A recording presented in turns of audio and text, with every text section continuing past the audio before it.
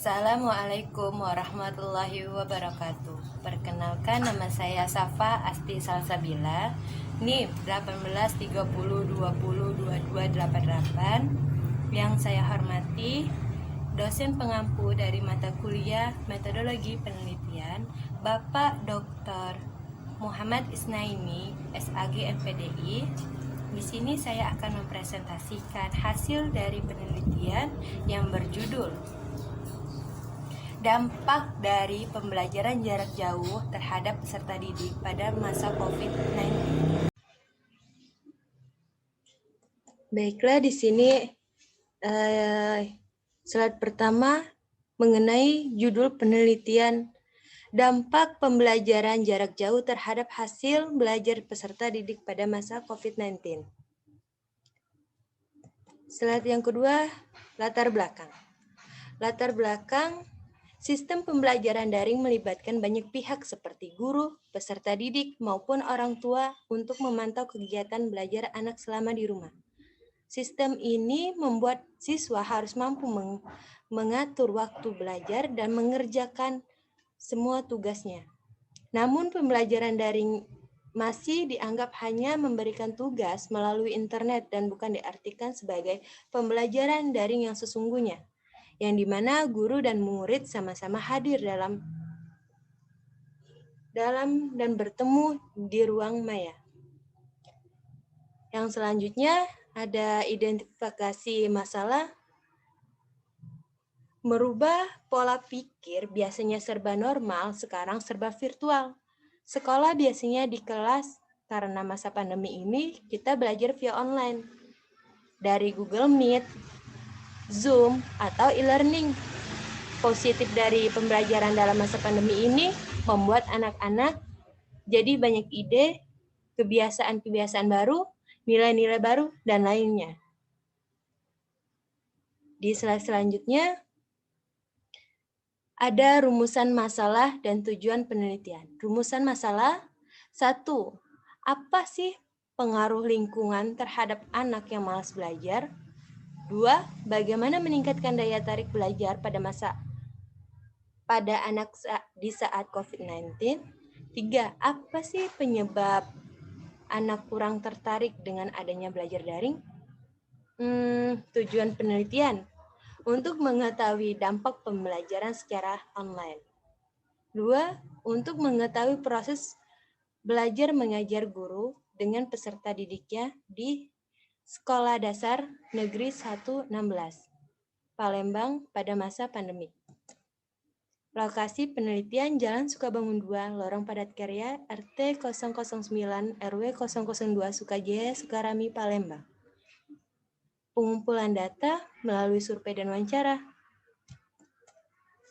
Tinjauan pustaka saya ngambil dari 2 jurnal. Penelitian dari Abdul Rahim Mansur yang berjudul Dampak COVID-19 terhadap Dinamika Pembelajaran di Indonesia. Dan jurnal penelitian dari Ali Sadikin dan Afrieni Hamida yang berjudul Pembelajaran Daring di Tengah Wabah COVID-19. Kajian teoritis. Pembelajaran pada hakikatnya merupakan upaya menuju penyadaran yang dilakukan oleh guru pada peserta didik. Dalam mencapai perubahan tersebut, ditentukan oleh berbagai variabel, termasuk bahan ajar, yang ditunjang dengan metode yang relevan dengan pertumbuhan psikologis peserta didik.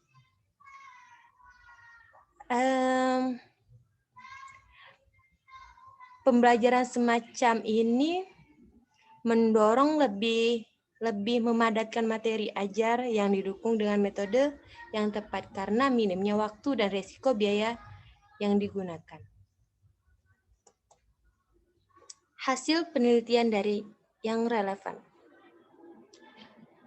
Guru harus menjadi teladan tingkah laku yang akan dicontohkan oleh peserta didik. Secara teoritis, pembelajaran dilakukan untuk mencapai tujuan kognitif, yaitu perilaku berpikir dan intelektual. Tujuan psikomotorik berkaitan dengan respon gerak fisik secara aktif peserta didik, dan tujuan afektif, yakni aspek empatik peserta didik.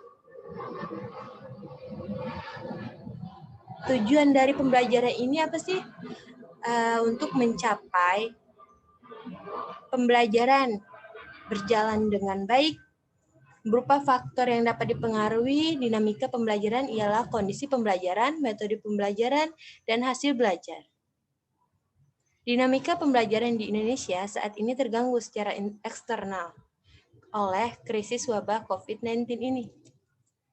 Kerangka teori. Kerangka teori merupakan rangkaian penjelasan masalah penelitian berbasis pada penelitian sebelumnya.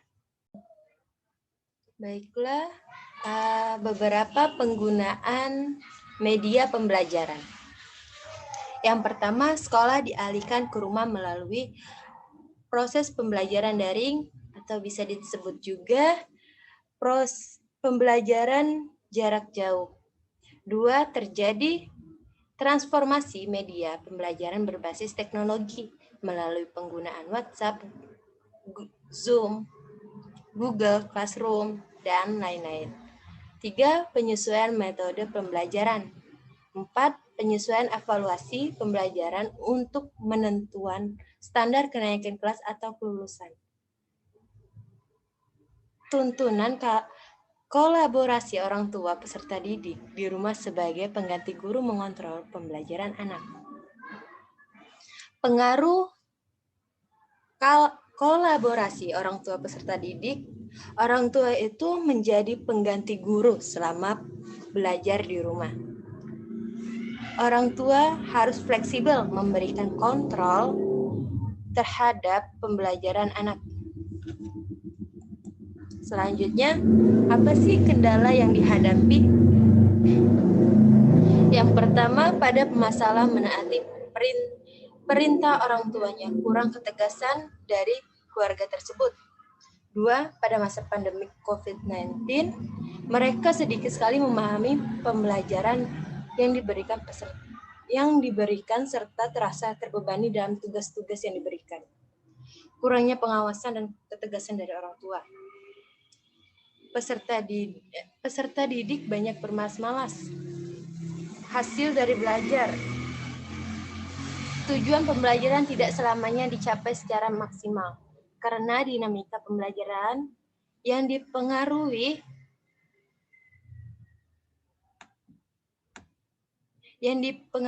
oleh banyak faktor. Situasi ini tentunya mempengaruhi aspek kognitif, psikomotorik, dan afektif, serta didik berkembang dengan lamban.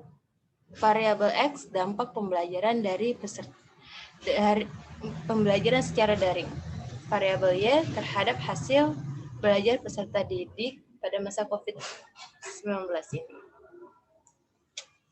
Oke, baiklah. Terima kasih. Mohon maaf jika ada kesalahan dari kami. Wassalamualaikum warahmatullahi wabarakatuh.